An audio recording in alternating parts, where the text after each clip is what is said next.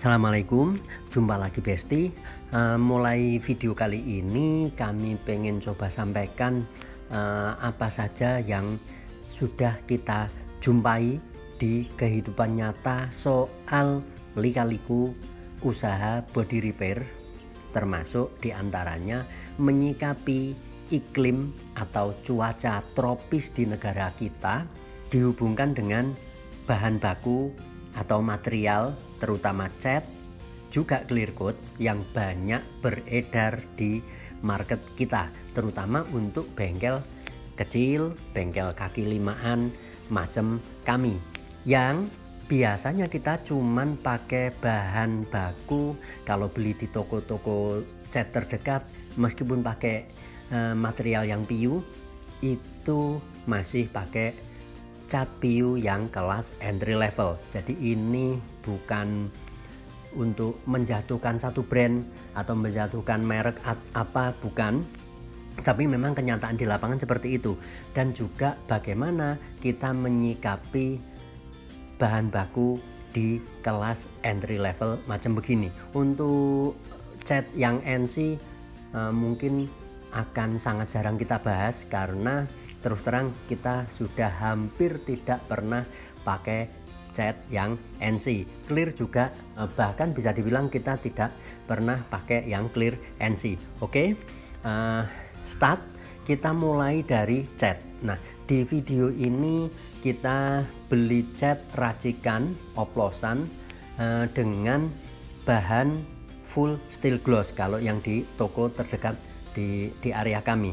Kebetulan ada yang pakai bahan yang full system alias satu merek pakai steel gloss.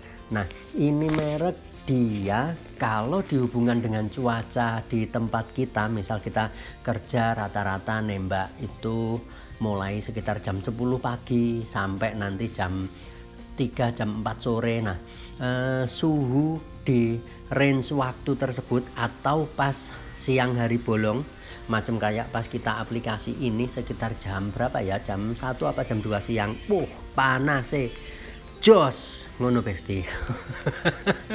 Jadi iklim kita yang tropis ini tidak hanya panas tantangannya, tapi juga punya kelembapan yang cukup tinggi. Soal suhu, kemudian yang hubungannya dengan humidity alias kelembapan, nanti kita akan coba sediakan alat sebagai tolak ukur kita melihat seberapa tinggi suhu dan seberapa tinggi kelembapan yang hubungannya dengan pemilihan bahan baku, terutama thinner yang dipakai, seberapa banyak rasio yang ideal.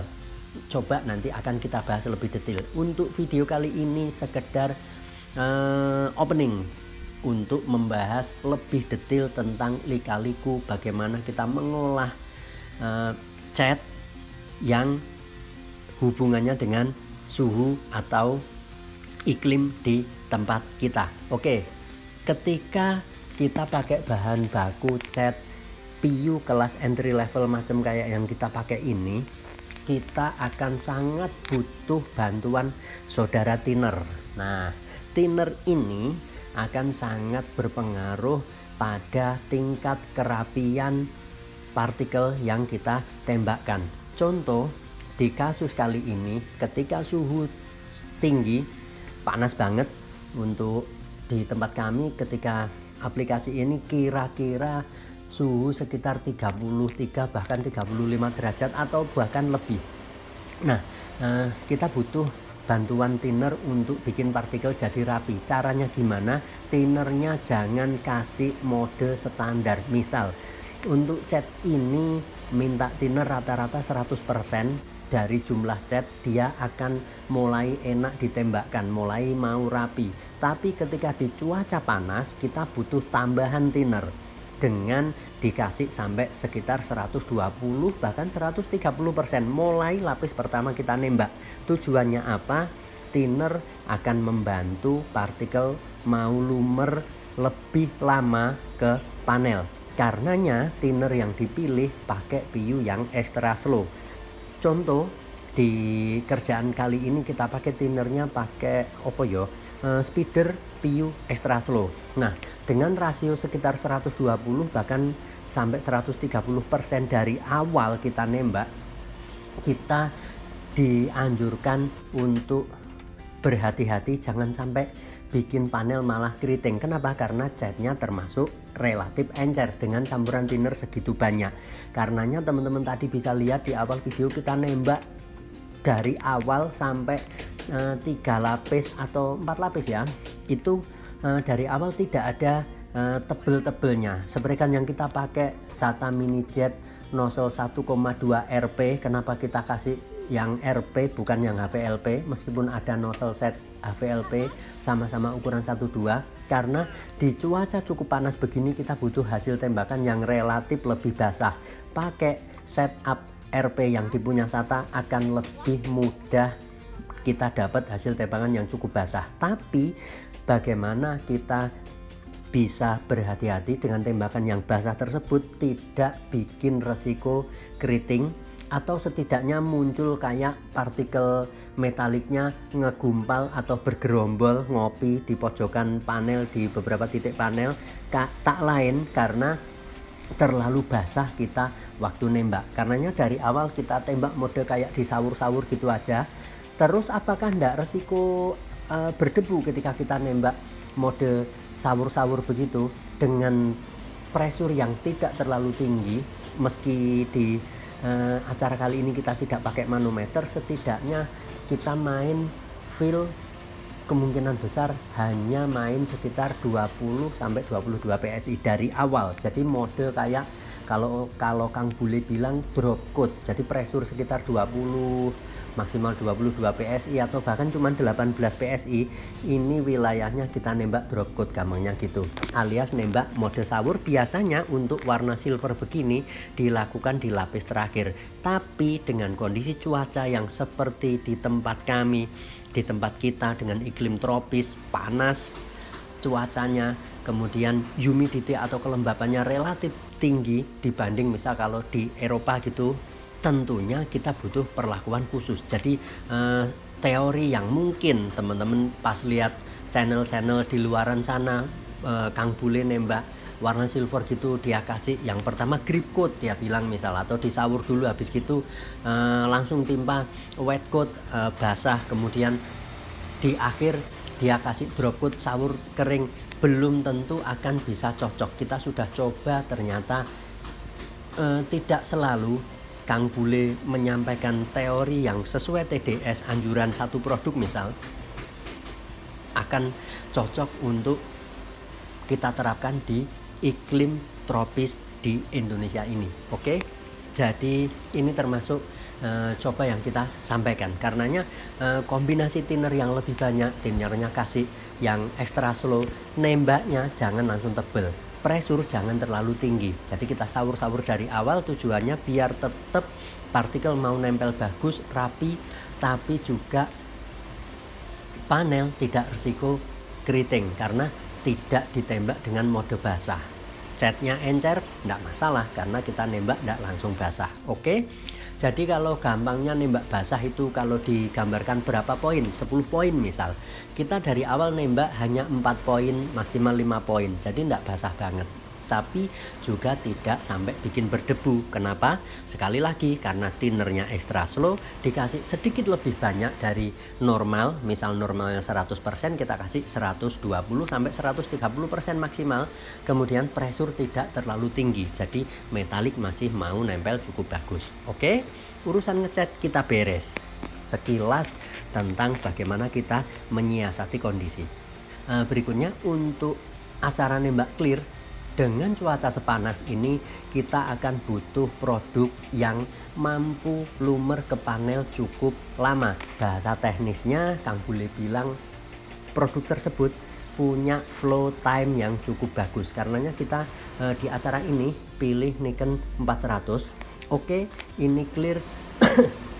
Kalau ngomong harga mungkin masuk kategori kelas entry level, tapi setelah kita coba pakai ada sesuatu yang dia punya yang bisa jadi andalan ketika ada di kondisi misal panas banget macam begini. Jadi untuk nembak 2 panel, 3 panel dia masih enak. Kenapa? Karena Nikon 400 ini punya daya lumer ke panel cukup panjang. Jadi flow time-nya cukup panjang. Meskipun cuaca panas, suhu tinggi begini, kita kasih thinner yang tidak terlalu banyak, jadi hanya sekitar 10%. Ini kita bikin racikan 400, kemudian hardenernya 100, jadi clear 41.